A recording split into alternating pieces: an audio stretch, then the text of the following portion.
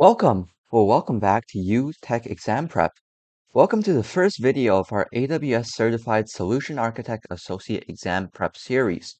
Today, we'll be looking at question 3 of the exam prep. Now let's jump right into it.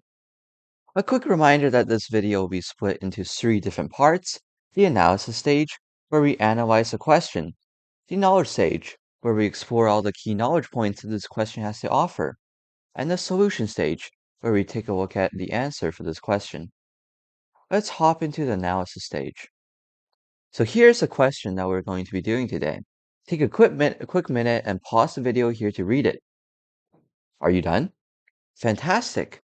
The first step in solving a big, complicated looking question like this one is to find out what it's asking.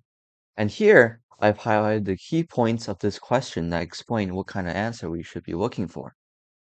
This first thing that we see highlighted in yellow is the phrase "limited access to this S3 bucket to only users of accounts within the organization in AWS organizations."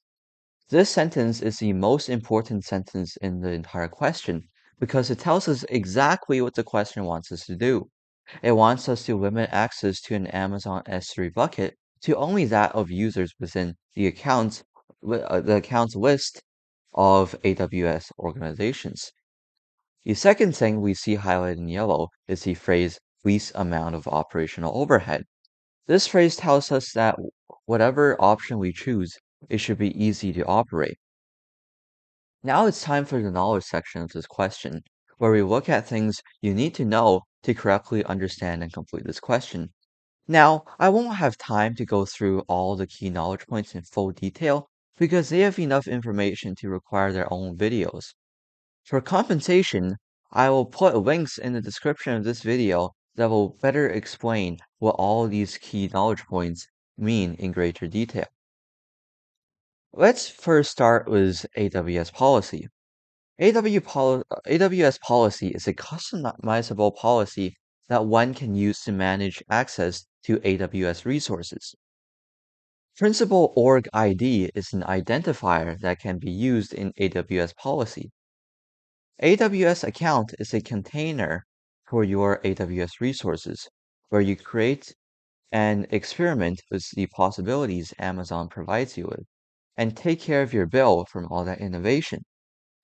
AWS organization manages the AWS accounts that belong to that organization.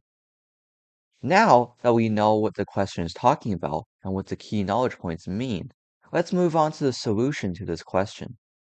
So here we can once again see the question.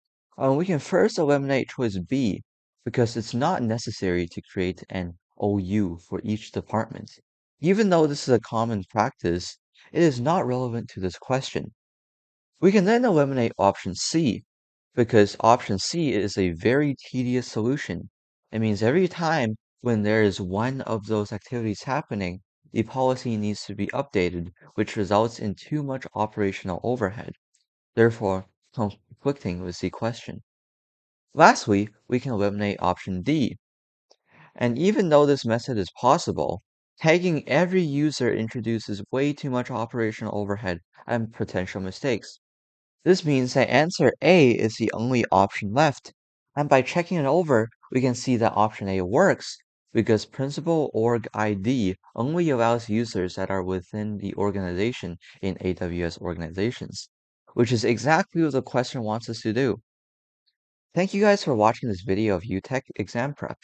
And if you made it this far into the video, first of all, thank you so much.